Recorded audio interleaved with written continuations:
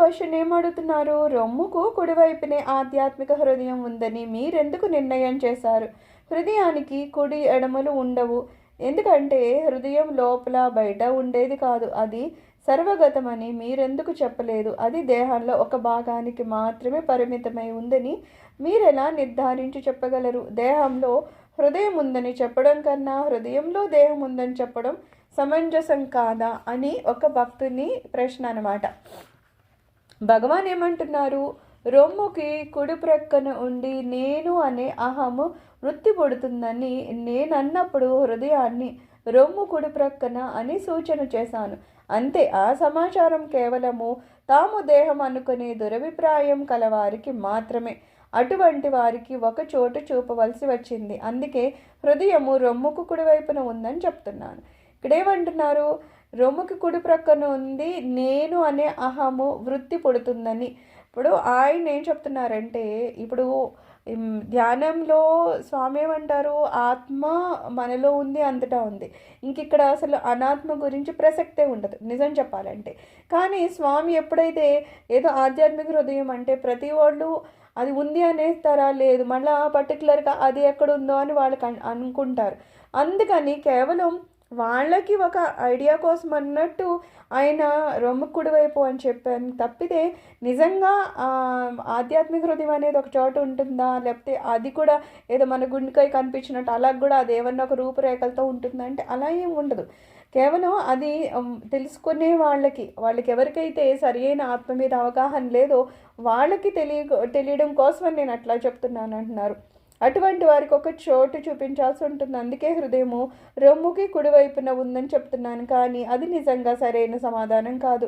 కానీ అలా చెప్పడానికి నేను అనే ప్రథమ తలంపు అక్కడి నుంచి పుట్టి పెరిగి అక్కడే లయమవుతుంది. వాస్తవానికి హృదయము అది సత్యానికి మరో పేరు. అయితే మనకేమంటారు? మనలో ఏ ఆలోచన వచ్చినా సరే ఫస్ట్ ఎక్కడి నుంచి వస్తుందంటారు? ఆ హృదయం అంటున్నామే, ఆధ్యాత్మిక హృదయం, అక్కడి నుంచి వస్తుంది.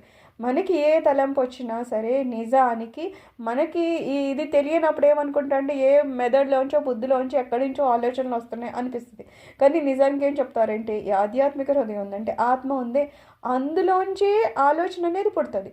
అందుకని అది చాలా శుద్ధంగానే పుడుతుంది. నిజంగా మనకు వచ్చే ఆలోచన ఎప్పుడు తప్పుడు ఆలోచన అనేది రాదు.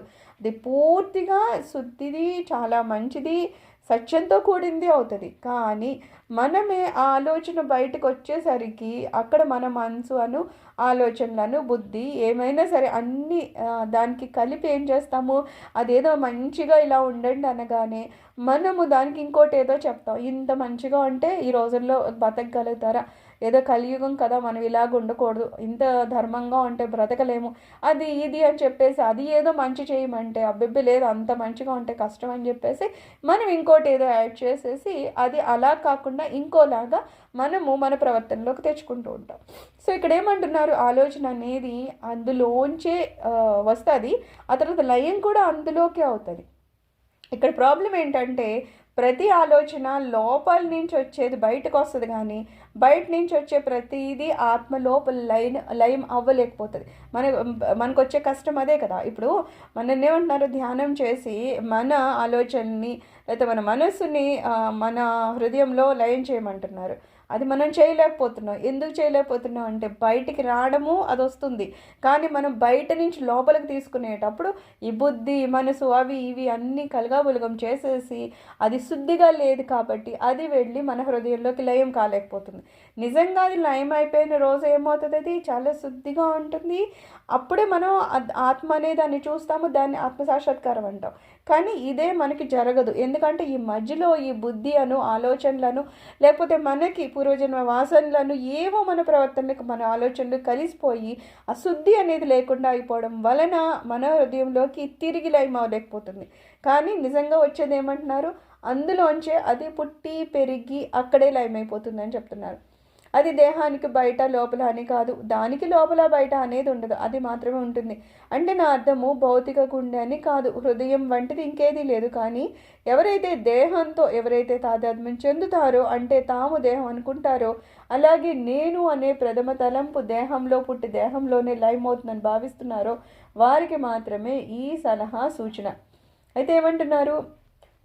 ఈ హృదయం ఇందాక అడిగినట్టు అది ఉందా అంటే నిజంగా అక్కడ ఏదో ఒక గుండె లేకపోతే ఇంకోటి ఏదో మనకి ఈ పార్ట్ ఇక్కడ ఉంది ఇలా ఇలా అని చెప్పినట్టు నిజంగా ఆధ్యాత్మిక హృదయం అనేది ఏదన్నా ఒక భాగమా అంటే అదేం శరీర భాగం కాదు. అదేమీ అక్కడ ఉండదు, అది కనిపించదు. నిజంగా అక్కడ ఉందా అంటే అది సత్యం కూడా కాదనే స్వామి చెప్తున్నారు. కానీ మరి ఎందుకు జనాలకు చెప్పాలంటే ఇంకా శరీరం నేనే అనుకునే వాళ్ళు ఉన్నాం కదా.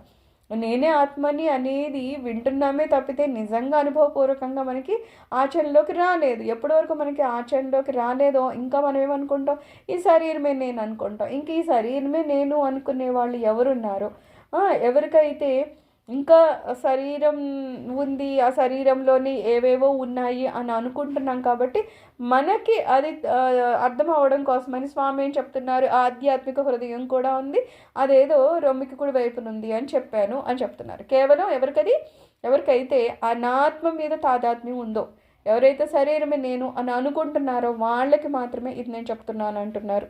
వారికి ప్రతి ఒక్కరూ ఏ జాతివేడైనా, ఏ మతస్థుడైనా, ఏ భాష మాట్లాడేవాడైనా సరే తన గురించి చెప్పుకోవాల్సి వచ్చినప్పుడు తన రొమ్ము కుడి వైపున వేలు పెట్టి చూపుతాడు. ఇది ప్రపంచమంతా జరుగుతున్న సంగతి. అంతే కదా. నేను అన్నప్పుడు ఇలా అంటాం కదా, ప్రతి వాళ్ళు ఇలా మనం మీద పెట్టుకొని చూపిస్తాం. సో ఏమంటున్నారు, ఇది ఎవరు పోనీ మన ఏమైనా భారతీయులే చేస్తారో హిందువులే చేస్తారంటే అలా సంబంధం లేదట. లోకంలో ఏ వ్యక్తిని చూసినా సరే ఎప్పుడైతే నేను అంటున్నాడో ఆటోమేటిక్గా అతని వేలు అతని గుండెకి కూడా వైపుకి వస్తుంది అనమాట. ఇలా అనే చూపుకుంటాం. అది తెలియకుండానే. ఇప్పుడంటే ఏదో ఇక్కడ ఏదో ఉందట అని స్వామి చెప్పారు. సరే, ఇంతకు ముందు కూడా చిన్నప్పుడు మనం అదే చూస్తున్నాం, వేరే వాళ్ళు అలాగే ఉంటారు, మనం అలాగే చెప్తాం. ఏది నేను అనగానే ఇలా చూపిస్తాం కదా. సో ఏమంటున్నారు, ఎవరైనా సరే అలాగా ఆ వ్రేలుని చూపిస్తారట. ఇది ప్రపంచమన్నా జరుగుతున్న సంగతి. కాబట్టి రొమ్ము కుడి వైపునే హృదయం ఉందని స్పష్టంగా నిర్ధారణంగా చెప్పడం జరుగుతోంది.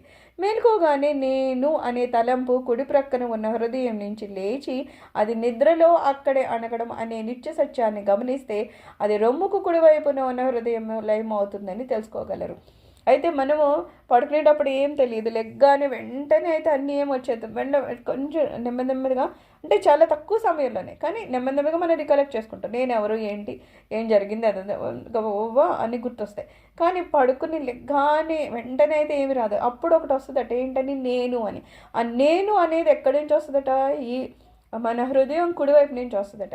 కాకపోతే అది మనం ఒకవేళ అలాగ సాధనలో ఉన్న వాళ్ళకి అనుభవపూర్వకంగా తెలుస్తుందేమో, మనకు తెలియదు కాబట్టి అది తెలియదు. కానీ స్వామి ఏమంటున్నారు, అలాగ కుడివైపు నుంచే నేను అనే ఆ మాట వస్తుందట పొద్దున్నే లేచినప్పుడు. అలాగే నిద్రలో అది అక్కడే అణిగిపోతుందంట. సో ఇలా ఈ నిత్య సత్యం అది నిజం అనమాట. అది కనుక మనం గమనిస్తే మనకి ఆ హృదయము కుడివైపు ఉందని, అందులోనే లయం అవుతుందని మనకి అర్థమవుతుందని చెప్తున్నారు.